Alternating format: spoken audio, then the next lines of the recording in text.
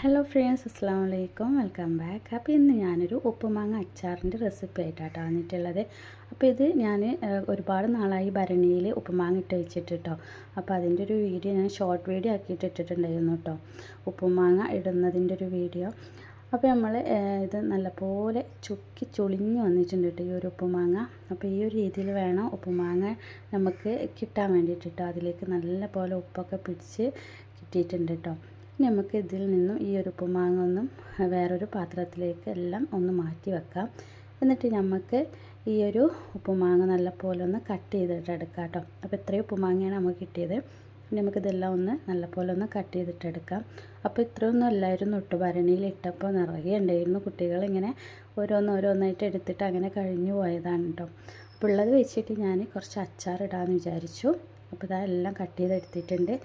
അപ്പോൾ സിമ്പിളാണ് കേട്ടോ. ഞാൻ ഒരുപാട് ഇൻഗ്രീഡിയൻസ് ഒന്നും ഇതിൽ ചേർക്കുന്നില്ല. അപ്പോൾ ആദ്യം തന്നെ ഞാനൊരു 4 ടേബിൾ സ്പൂൺ അളവിൽ വെളിച്ചെണ്ണയായിട്ട് യൂസ് ചെയ്തിട്ടുള്ളത്. അതിലേക്ക് കുറച്ച് കടുക് ഇട്ട് കൊടുക്കുന്നുണ്ട്.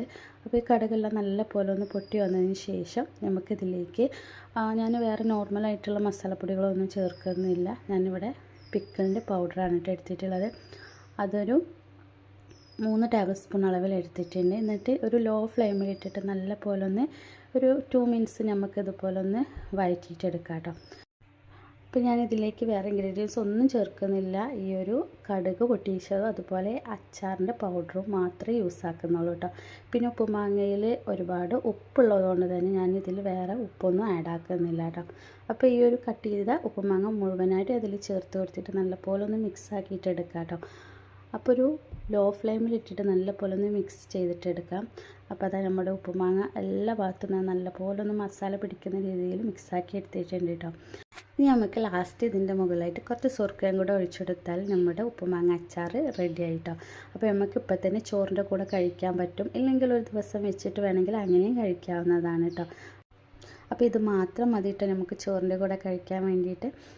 അപ്പോൾ നമുക്കിതൊരു 2 മിനിറ്റ് ഇങ്ങനെ വഴറ്റിയതിന് ശേഷം നമുക്ക് ചൂടാറിയതിന് ശേഷം ഒരു ബൗളിലേക്ക് മാറ്റാം. അപ്പോൾ അത് നമുക്ക് കാണുമ്പോൾ തന്നെ വായിൽ വെള്ളം വരുന്നുണ്ട് കേട്ടോ. അപ്പോൾ അതായത് ഇത്രയേ ഉള്ളൂ ഇന്നത്തെ റെസിപ്പി. അപ്പോൾ എല്ലാവരും ഇതൊന്ന് ട്രൈ ചെയ്ത് നോക്കുക. അതുപോലെ തന്നെ കുട്ടികളൊക്കെ വെറുതെ എടുത്ത് കഴിക്കും കേട്ടോ. അപ്പോൾ അത്രയും നല്ല ടേസ്റ്റിയാണ് ഈ ഒരു ഉപ്പുമാങ്ങ അച്ചാറിന് കേട്ടോ. അപ്പോൾ ഇന്നത്തെ വീഡിയോ ഇഷ്ടപ്പെട്ടാൽ എല്ലാവരും ലൈക്ക് ചെയ്യാനും അതുപോലെ സബ്സ്ക്രൈബ് ചെയ്യാതെ കാണുന്നവരാരെങ്കിലും ഉണ്ടെങ്കിൽ സബ്സ്ക്രൈബ് ചെയ്യാനൊന്നും മറക്കരുത് കേട്ടോ.